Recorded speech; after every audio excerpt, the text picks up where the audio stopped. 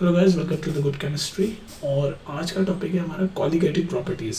Previous topic में हमने क्या पढ़ा? प्रीवियस टॉपिक में आएगा हमने वो पढ़ा था राउल्ट्स लॉ वगैरह और आइडियल नॉन आइडियल सॉल्यूशन, ये सब हमने कंप्लीट कर दिया।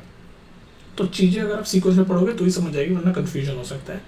तो कॉलिगेटिव प्रॉपर्टी आज हम पढ़ रहे हैं, तो उसका बेस कहीं ना कहीं प्रीवियस वीडियोस से हो सकता है, पर इस वीडियो में मैं जितना हो सके उतना चीज़ें क्लियर करने की कोशिश करूँगा। ठीक है, चलो बातें तो होती रहेगी। चलते हैं सीधे क्वेश्चन पे, यानी कि टॉपिक पे। तो कॉलिगेटिव प्रॉपर्टी क्या है? तो पहले तो डेफिनेशन पढ़ लो। तो प्रॉपर्टी ऑफ अ सॉल्यूशन, मतलब ये जो कॉलिगेटिव प्रॉपर्टी है ये एक सॉल्यूशन की प्रॉपर्टी है। The property of a solution which depends on the number of solute. It is a property of a solution जो किस पे डिपेंड करती है? नंबर ऑफ सॉल्यूट पार्टिकल्स, मतलब सॉल्यूट पार्टिकल कितने हैं उस पर डिपेंड करती है ये प्रॉपर्टी सॉल्यूशन की, इररेस्पेक्टिव ऑफ द नेचर। मतलब सॉल्यूट पार्टिकल जो है सॉल्यूशन के अंदर, उसके नंबर्स, मतलब कितना है सॉल्यूट पार्टिकल, कितना है कंसंट्रेशन, कितना है सॉल्यूट पार्टिकल की, उस पर डिपेंड करता है, नेचर पे नहीं। नेचर मतलब किस टाइप का सॉल्यूट पार्टिकल है, पोलर है, नॉन पोलर है, हमने पढ़ा था ना। आयनिक कंपाउंड में है, आयनिक टाइप का है या नॉन आयनिक टाइप का है, किस टाइप का कंपाउंड है सॉल्यूट पार्टिकल, उसके नेचर पे डिपेंड नहीं करता। जो उसके नंबर पे कितना है सॉल्यूट पार्टिकल, बेसिकली सॉल्यूशन के अंदर कितना है, जो प्रॉपर्टी उस पर डिपेंड करती है ना, उनको हम बोलते हैं कॉलिगेटिव प्रॉपर्टी। यहाँ तक बात समझ में आ गई? कॉलिगेटिव प्रॉपर्टी कौन सी है? ये सॉल्यूशन की एक प्रॉपर्टीज होती हैं, कुछ प्रॉपर्टीज हैं सॉल्यूशन की, उनको हम बोलते हैं कॉलिगेटिव प्रॉपर्टी, जो डिपेंड करती है number of solute particle in the solution. भाई हमारा सॉल्यूशन कैसे बनता है?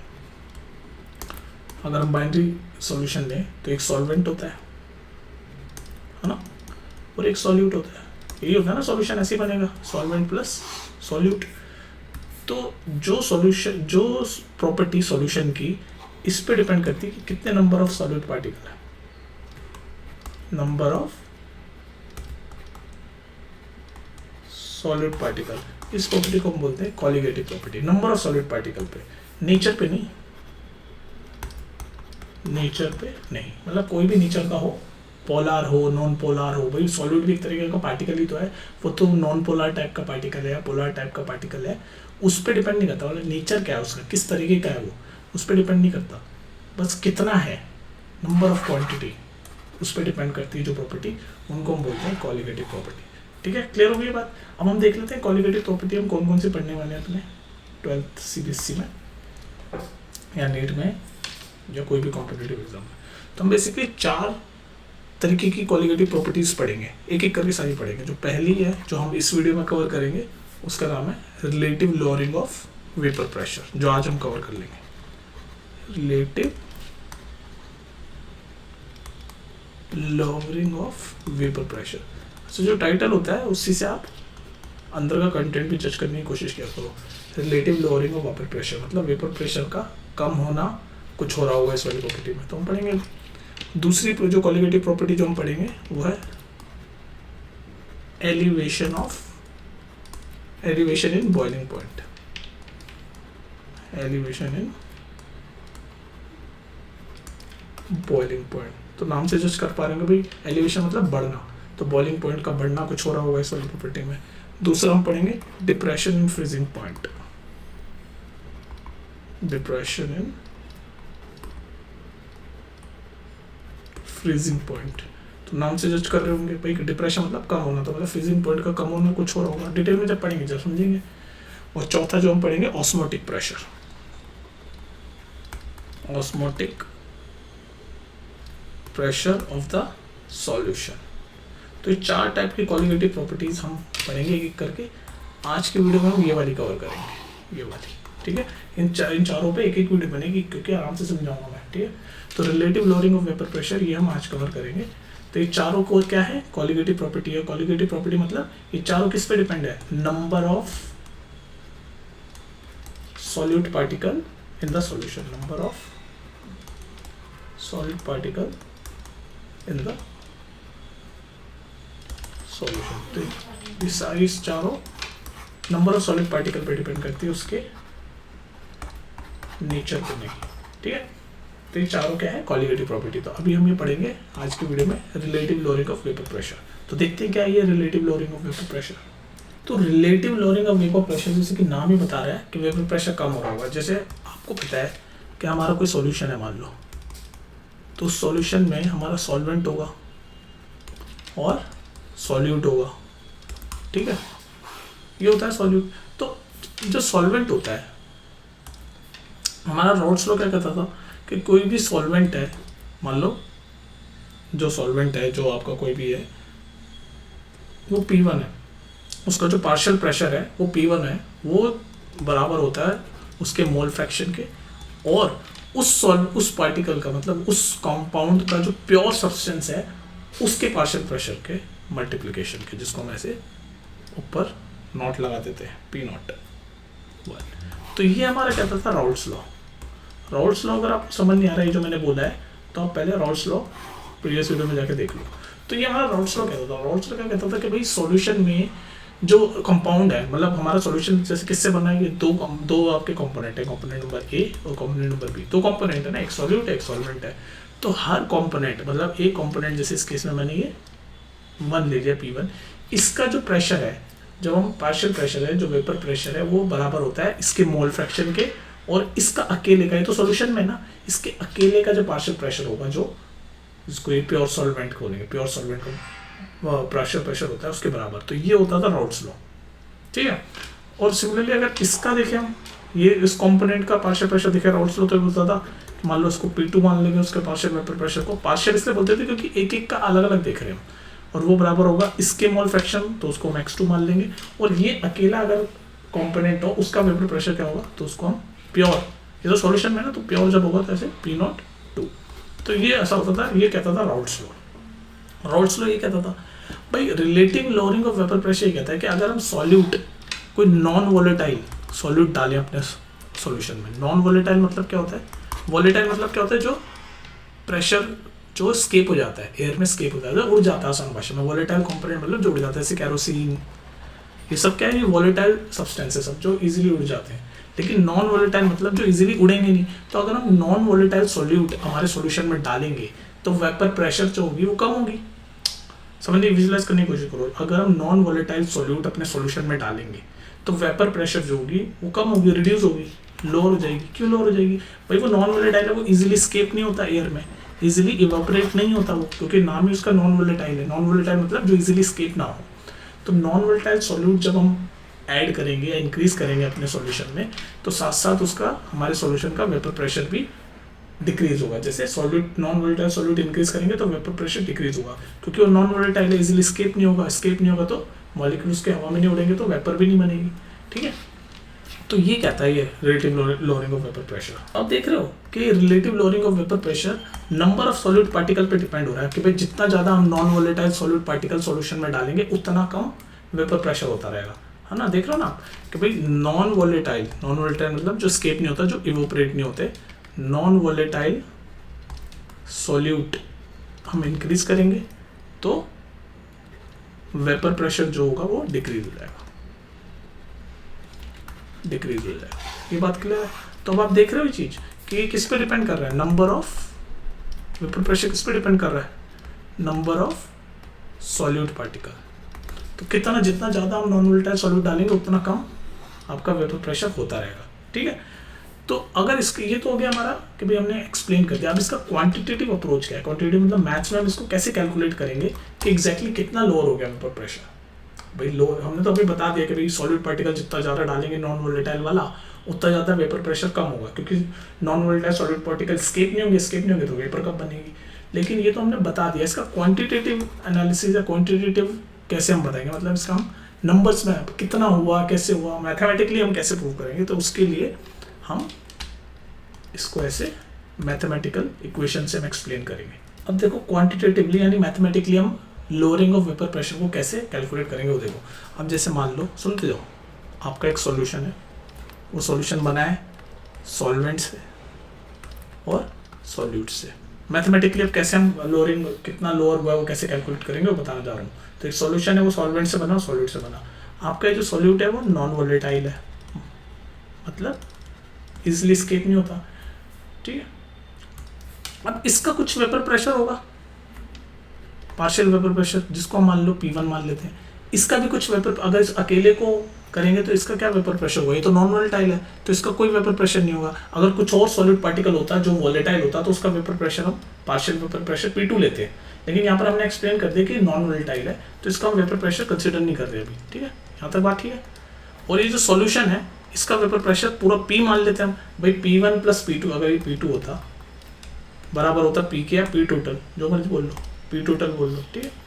तो इस केस में तो हमारा जो P2 है यानी कि सॉल्यूट वाला जो वेपर प्रेशर है वो होगा नहीं, क्योंकि वो नॉन वोलेटाइल है। तो सिर्फ जितना भी जो सॉल्यूशन का वेपर प्रेशर होगा वो सिर्फ इसी पे डिपेंड कर रहा होगा, सॉल्वेंट पे। तो हम ये कह सकते हैं P is equal to P1। यहाँ तक बात क्लियर है, जिसमें P क्या है, वेपर प्रेशर ऑफ सॉल्यूशन, और ये P1 क्या है, वेपर प्रेशर ऑफ सॉल्वेंट। यहाँ P2 भी होता है, लेकिन P2 मैंने हमने बता दिया कि नॉन वोलेटाइल है, तो इसका कोई वेपर प्रेशर ही नहीं होगा, तो हमने P2 कंसीडर नहीं किया। वैसे P टोटल यानी कि P क्या होता है, ये P होता P1 प्लस P2, लेकिन हमारे केस में जो P2 है वो नॉन वोलेटाइल है, तो ये प्रेशर हम कंसीडर नहीं कर रहे, तो P is equal to P1 हो गया, ठीक है। तो ये वेपर प्रेशर ऑफ सॉल्यूशन और वेपर प्रेशर ऑफ सॉल्वेंट दोनों इक्वल हो गए इस केस में, ठीक है। अब क्या, क्योंकि सारा वेपर प्रेशर इसी सॉल्वेंट से आ रहा है, क्योंकि ये तो नॉन वोलेटाइल है ही, तो टोटल वेपर प्रेशर जो है, ये टोटल वेपर प्रेशर P को मान लो, ये सिर्फ सॉल्वेंट पे डिपेंड कर रहा है। यहाँ तक बात सही है।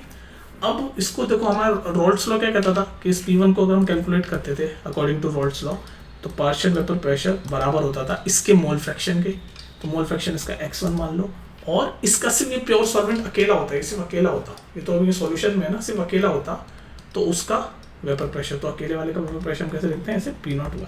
तो ये रॉल्स लॉ कहता है, ये रॉल्स लॉ कहता है, लेकिन हमें पता है यहाँ से हमने, क्योंकि ये नॉन वोलेटाइल सॉल्यूट है, तो P इक्वल टू P1 है, तो हम क्या लिख सकते हैं, अब हमारा जो ये सॉल्यूशन है, ये हमारा जो सॉल्यूशन है जिसको हम, उसका जो प्रेशर है वो सिर्फ सॉल्वेंट पे डिपेंड यानी P1 पे डिपेंड कर रहा है।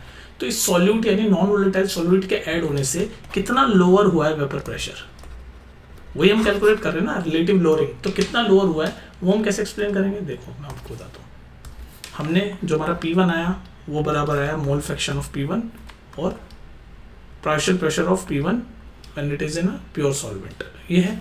और हमें पता है कि अगर हम इसका रिलेटिव, ये क्या P1 क्या, ध्यान रखना, partial pressure of solvent, confuse तो नहीं हो रहे, पार्शियल प्रेशर ऑफ सॉल्वेंट। अगर हम इसका लोअरिंग ऑफ वेपर प्रेशर देखें, किसका lowering of vapour pressure of solvent, तो P1 किसके बराबर होगा कि जब ये अकेला होगा जब ज़्यादा वेपर प्रेशर क्रिएट करेगा, जब ये सॉल्यूशन में होगा जब ज़्यादा, ये सॉल्वेंट जब अकेला होगा तब ज़्यादा वेपर प्रेशर क्रिएट करेगा या जब सॉल्यूशन में होगा तब, आप बताओ भाई। जब अकेला होगा तभी ज़्यादा वेपर प्रेशर क्रिएट करेगा, क्योंकि जब ये सॉल्यूशन में होता है तो नॉन वोलेटाइल सॉल्यूट ऐड हो गया, और जैसे जैसे ज़्यादा नॉन वोलेटाइल सॉल्यूट ऐड करेंगे तो वेपर प्रेशर कम होगा, ये भी हमने देखा, ठीक है। तो ये सॉल्यूशन में प्योर सॉल्वेंट में इसका वेपर प्रेशर ज़्यादा होगा, तो हम चेंज, ये क्या है, चेंज का साइन होता है, ये चेंज। तो चेंज ऑफ वेपर प्रेशर हम देखेंगे अगर सॉल्वेंट का, तो वो बराबर होगा P1 नॉट, यानी कि प्योर सॉल्वेंट में जो वेपर प्रेशर है वो माइनस P1, मतलब P1 क्या है, P1 is equal to P है, तो ये सॉल्यूशन की जगह मैंने ये P की जगह P1 ही लिख दिया। हमने क्या बोला, वेपर प्रेशर का जो सॉल्वेंट का जो वेपर प्रेशर है उसका चेंज या रिडक्शन किसके बराबर है, जो सॉल्वेंट में वेपर प्रेशर है वो माइनस जो सॉल्यूशन में वेपर प्रेशर, लेकिन सॉल्यूशन में वेपर प्रेशर किसका है, सॉल्वेंट का ही है, तो हमने P1 लिख दिया, हमने इसलिए because P1 is equal to P, इसकी जगह P लिख दिया। तो बस अब ये हमें पता चल गया, ये है relative lowering of vapour pressure, ये चेंज है ना, तो ये क्या होगा, तो P1 नॉट क्या लिखेंगे हम, P1 not as it is लिख देंगे, और P1 क्या है, ये रहा राउल्स लॉ, तो ये P1 की वैल्यू मैं डाल रहा हूँ, तो क्या होगा मोल 1 मोल फ्रैक्शन ऑफ सॉल्वेंट, x1 क्या है, mole fraction of solvent upon P1 not, ये है चेंज इन वेपर प्रेशर।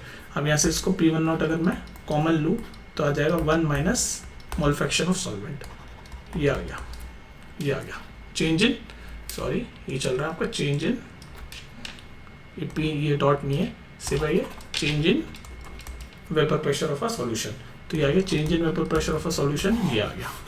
अब आपको पता है ना, इसको ध्यान से देखो, मैंने आपको क्या बताया था, किसी भी सॉल्यूशन में कितने भी कंपाउंड हो, मान लो 1 कंपाउंड हो, 2 कंपाउंड हो, 3 कंपाउंड हो, कितने भी कंपाउंड हो, तो उनका जो मोल फ्रैक्शन है उनको जब मैं सम करता हूँ तो 1 के बराबर होता है। तो इसमें 2 कंपाउंड है, एक सॉल्यूट एक सॉल्वेंट, तो 1 माइनस x1 है, तो यानी कि 1 माइनस x1 जो है ये x2 के बराबर हो सकता है, क्योंकि x1 को उधर भेजूंगा तो x1 प्लस x2 1 के बराबर होगा।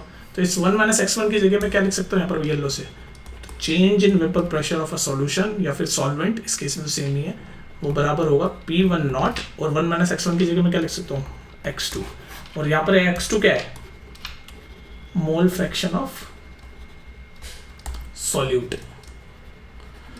अब जो हमारी डेफिनेशन थी वहां पर ये बात पहुंच गई कि जो रिलेटिव लोअरिंग है, मतलब लोअरिंग ऑफ वेपर प्रेशर है, ये डायरेक्टली प्रोपोर्शनल गया किसके, मोल फ्रैक्शन ऑफ सॉल्यूट के। आ गया ना, अब ये मोल फ्रैक्शन ऑफ सॉल्यूट के आ गया। तो अब इसको हम और लिख सकते हैं, ये वाला जो मैंने पिंक में लिखा है इसको आगे और कैसे लिख सकते हैं, देखो relative lowering of vapour pressure is equal to P1 not, और ये मोल फ्रैक्शन ऑफ क्या है, x2 क्या है भाई, x1 mole fraction of solvent था तो x2 mole fraction of solute होगा ना, x1 x2 लेते हैं हम, P1 P2। तो आपने देख लिया, मैं कह रहा था आपको कि नंबर ऑफ सॉल्यूट पार्टिकल पे डिपेंड करता है, तो ये मोल फ्रैक्शन आ गया। अब इसको और कैसे हम लिख सकते हैं फर्दर, तो ये डेल्टा P1 मतलब चेंज इन पार्शियल प्रेशर, और ये P1 नॉट नीचे ले जाऊं, ये क्या है, मोल फ्रैक्शन ऑफ सॉल्यूट, ये क्या है, मोल फ्रैक्शन ऑफ सॉल्यूट, तो ये मोल फ्रैक्शन ऑफ सॉल्यूट इधर x2 हो गया।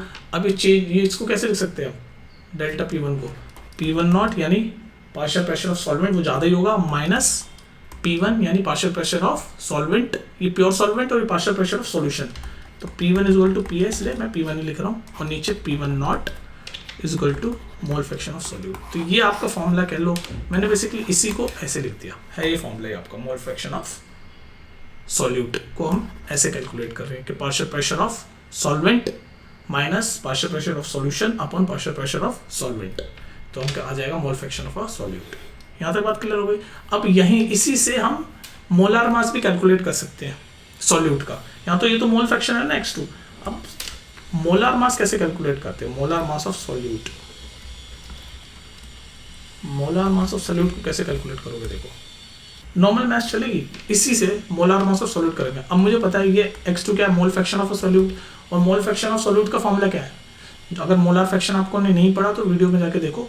मोल फ्रैक्शन कैसे हम कैलकुलेट करते थे, number of moles of solute upon number of moles of solute plus number of moles of solvent, n1 क्या है, number of moles of solvent, तो ये मैंने लिख दिया। तो यहाँ से x2 की वैल्यू होगी n2 upon n2 plus n1, n क्या है यहाँ पर, नंबर ऑफ मोल्स, और 2 क्या है, सॉल्यूट की बात चल रही है, और 1 क्या है, सॉल्वेंट की बात। तो ये ध्यान रखना, x1 क्या है, मोल फ्रैक्शन ऑफ सॉल्वेंट, और x2 क्या है, मोल फ्रैक्शन ऑफ सॉल्यूट। तो यहाँ सॉल्यूट और सॉल्वेंट की बात चल रही है, तो यहाँ पर ये नंबर ऑफ मोल्स मैंने निकाल दिया, मोल फ्रैक्शन का फॉर्मूला यही होता है। अब नंबर ऑफ मोल्स का फॉर्मूला आपको पता है, नंबर ऑफ मोल्स का फॉर्मूला होता था, ये सब डिटेल में मैं इसलिए पढ़ा रहा था आपको शुरुआत में, नंबर ऑफ मोल्स का फॉर्मूला होता है मास अपॉन मोलार मास। ये सब कंफ्यूजन हो रही होगी तुम्हें, मोल फ्रैक्शन क्या है, मोलार मास क्या है, तो प्रीवियस वीडियोस देखो। तो हमें मोलार मास ही कैलकुलेट करना है सॉल्यूट का, तो हम इसको इस वाले फॉर्मूले में कन्वर्ट करेंगे। ये नंबर ऑफ मोल्स किस में कन्वर्ट करेंगे, मास अपॉन मोलार मास में, मास मतलब वेट। तो इसको जब मैं कन्वर्ट करूँगा तो x2 हो जाएगा, ये क्या है, क्या है ये, number of moles of solute, तो वो बराबर होगा मास, जिसको मैं W1 लिख देता हूँ, मास यानी कि वेट अपॉन मोलार मास किसका, लेकिन W1 नहीं W2, क्योंकि यहाँ पर सॉल्यूट की बात हो रही है, तो weight upon molar mass upon में इधर भी same weight upon molar mass plus ये क्या है, number of moles of solvent, तो वो भी वही होगा मास अपॉन मोलार मास, तो वेट अपॉन मोलार मास। पर हमें किसका मोलार मास कैलकुलेट करना है, सॉल्यूट का, नहीं हमें M2 कैलकुलेट करना है। तो यहाँ से हम M2 निकाल सकते हैं। मैं नेक्स्ट पेज पे जा रहा हूँ। अब आप देख लो, ये क्या है, mole fraction of solute is equal to mass यानी कि weight of a solute upon molar, M क्या है, मोलार मास है, ध्यान रखना, और W को मैं मास बोल रहा हूँ, मतलब basically weight upon molar mass होता है नंबर ऑफ मोल्स का फॉर्मूला, तो वही डाला है यहाँ पर।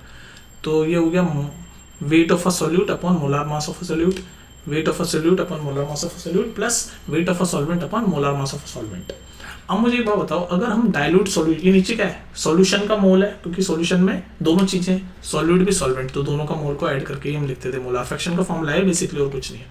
अगर हम सॉल्यूशन को डाइल्यूट कर दें, डाइल्यूट मतलब बहुत सारा पानी डाल दें, तो जब हम पानी डाल देंगे तो क्या होगा, सो सॉल्यूट है, सॉल्यूट है, नंबर ऑफ मोल्स जो सॉल्यूट है, सॉल्यूट क्या है यानी कि W2 अपॉन M2, ये बहुत कम हो जाएगा किससे, सॉल्वेंट के मोल्स से, क्योंकि पानी डाल दिया ना, तो सॉल्वेंट बढ़ गया, सॉल्वेंट बढ़ गया मतलब ये number of moles of solvent है ना, ये number of moles of solvent बढ़ गया, बहुत ज़्यादा बढ़ गया।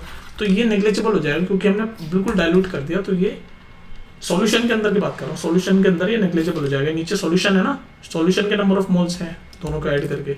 तो सॉल्यूशन में अगर हम बहुत ज़्यादा डाइल्यूट कर देते हैं तो number of moles of solute negligible हो जाते हैं। तो इसको हम नीचे वाले डिनोमिनेटर में इसको हम नेग्लिजिबल करके सिर्फ ये लिख सकते हैं। तो क्या हो जाएगा, मोलार फ्रैक्शन ऑफ सॉल्यूट हो जाएगा W2/M2 अपॉन ये आपका सॉल्यूट नेग्लिजिबल हो जाएगा क्योंकि पानी ज़्यादा डल गया सॉल्यूशन में। तो आपका ऊपर बचेगा, नीचे बचेगा सिर्फ ये number of moles of a solvent. यहाँ तक बात क्लियर है। अब हमें पता है कि मोलार फ्रैक्शन हमने कैलकुलेट किया, ये किसके बराबर होता है, मोलार फ्रैक्शन अभी तो कैलकुलेट किया हमने, ये बराबर होता है इसके रिडक्शन इन, या बोल सकते हैं relative lowering of vapour pressure, यानी कि P1 माइनस P1, यानी कि partial pressure of solvent minus partial pressure of solution upon partial pressure of solvent, ये होता था मोल फ्रैक्शन। तो बस वही लिख लेते हैं हम। इसकी जगह मैं यहाँ लिख रहा हूँ ब्लू से, इस x2 की जगह लिख रहा हूँ partial pressure of a solvent minus partial pressure of a solution upon partial pressure of a solvent. ये बराबर किसके, इसके, यानी कि W2, ये M1 उधर ले लिया, बस इसको मैथमेटिकली सॉल्व कर रहा है। M1 को ऊपर ले गया, W2 into M1 upon W2 into M1 upon W1 into M2। यहाँ तक हम पहुंच गए। हमें क्या कैलकुलेट करना था, molar mass of a solute. Molar mass of a solute यानी कि सॉल्यूट क्या होता है 2 वाला, तो यानी हमें बेसिकली M2 कैलकुलेट करना है।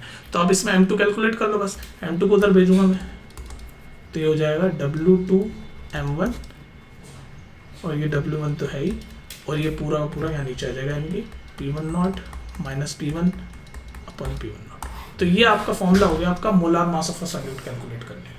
तो बेसिकली ये सिर्फ मैथमेटिकल बातें चल रही है। अगर आपको इसमें कन्फ्यूजन हो रहा है तो आप इसको एक बार दोबारा देखो, ये मैथमेटिकल बातें चल रही है। बाकी ये 2 फॉर्मूले पे आपके न्यूमेरिकल आएंगे बहुत ज़्यादा, पर जिस प्रोसेस से मैंने आपको बताया उसमें आप समझ सकते हो कि चीज़ें बस सीक्वेंस में चल रही है। अब मैं कंक्लूड करता हूँ इसमें, मेरे को लग रहा है काफ़ी कंफ्यूज कर दिया मैंने। इसमें कंक्लूड में ही कर रहा हूँ, कंफ्यूज मत हो, दोबारा सुनना इस वीडियो को। कंफ्यूज ये है कि आपका एक सॉल्यूशन है, सॉल्यूशन में आपका एक सॉल्यूट होता है, आपका एक सॉल्वेंट होता है और एक सॉल्यूट होता है, ठीक है। सॉल्वेंट का मोल फ्रैक्शन मान लो x1 है, सॉल्यूट का मोल फ्रैक्शन मान लो x2 है। यहाँ तक बात ठीक है। तो जब ये सॉल्यूशन में होगा तो इनका अलग अलग प्रेशर भी होता है अकॉर्डिंग टू राउल्ट्स लॉ। तो इसका सॉल्वेंट का प्रेशर जो होता है पार्शियल प्रेशर, उसको P1 मान लो, और सॉल्यूट का पार्शियल प्रेशर P2 मान लो। लेकिन हमने कहा था कि जो सॉल्यूट है ये नॉन वोलेटाइल है। दोबारा एक्सप्लेन कर रहा हूँ मैं सब कुछ। नॉन वोलेटाइल है, नॉन वोलेटाइल मतलब वो स्केप नहीं होगा, वेपर नहीं बनेगा। तो इसका ये जो P2 है ये वेपर प्रेशर कुछ देगा नहीं, तो हमने इस P2 को कंसिडर नहीं किया। और ये P1 प्लस P2 बन के मिलके सॉल्यूशन का पार्शियल, ये तो पार्शियल इसीलिए बोलते हैं, पार्शियल मतलब आधा, हाफ। तो ये partial pressure of a solvent, ये P2 होता था पार्शियल प्रेशर ऑफ सॉल्यूट, जो इस केस में नहीं है क्योंकि ये सॉल्यूट नॉन वोलेटाइल है। ये दोनों मिलके बनते थे सॉल्यूशन का pressure, total pressure, vapour pressure, जिसको हम P बोल सकते थे या P2 तक बोल लो, ठीक है। तो हमने P बोल दिया मान लो। तो ये जो P है इसमें ये तो है नहीं क्योंकि ये नॉन वोलेटाइल सॉल्यूट है। तो ये जो टोटल प्रेशर है ना, ये बराबर हो गया प्रेशर ऑफ अ सॉल्वेंट के। ये सॉल्वेंट है ना P1, pressure of a solvent के हो गया था ये। तो बस यही कॉन्सेप्ट था कि प्रेशर ऑफ अ सॉल्वेंट के हो गया। अब हमें पता था कि राउल्ट्स लॉ कहता था कि partial pressure of a solvent बराबर होता था मोल फ्रैक्शन ऑफ अ सॉल्वेंट, और वो अकेले, तो सॉल्यूशन में ना अगर ये अकेला सॉल्वेंट होता तो उसका वेपर प्रेशर क्या होता, तो वो हम इसे P0, ये जो नॉट है इसको नॉट बोलते हैं, मतलब ये जब अकेला होता, सिर्फ अकेला यही होता, और इसका वेपर प्रेशर क्या होता है उसको बोलते हैं प्योर सॉल्वेंट। तो ये आपका राउल्ट्स लॉ कहता था। तो हमें पता है कि ये राउल्ट्स लॉ P1 का हो गया, लेकिन सॉल्यूशन का, पूरे सॉल्यूशन का क्या होगा, पूरे सॉल्यूशन का मतलब इसका P1 का और P2 का ऐड करेंगे हम तभी होगा। लेकिन P2 का कुछ है ही नहीं, तो पूरे सॉल्यूशन का भी यही होगा, P1 = x1 P1 नॉट। ये पूरे सॉल्यूशन का भी यही पार्शियल प्रेशर होगा, क्योंकि P2 जो है यानी कि पार्शियल प्रेशर ऑफ सॉल्यूट है वो कुछ होगा नहीं, क्योंकि जो सॉल्यूट है वो नॉन वोलेटाइल है और वो स्केप नहीं होगा, तो उसका कोई पार्शियल प्रेशर नहीं होगा। अब हमारा कॉन्सेप्ट ये है कि अगर हम solute particle, non volatile solute particle solution में बढ़ाएंगे, भाई सॉल्यूशन में नॉन वोलेटाइल सॉल्यूट पार्टिकल बढ़ेगा तो वेपर प्रेशर कम होगा। कॉन्सेप्ट यही है कि नंबर ऑफ सॉल्यूट पार्टिकल पे ही डिपेंड करता है वेपर प्रेशर ना। ये कॉलिगेटिव प्रॉपर्टी जो हम पढ़ रहे हैं नंबर ऑफ सॉल्यूट पार्टिकल पे डिपेंड करती है। तो नंबर ऑफ सॉल्यूट पार्टिकल बढ़े नॉन वोलेटाइल वाले, तो आपका वेपर प्रेशर घट गया।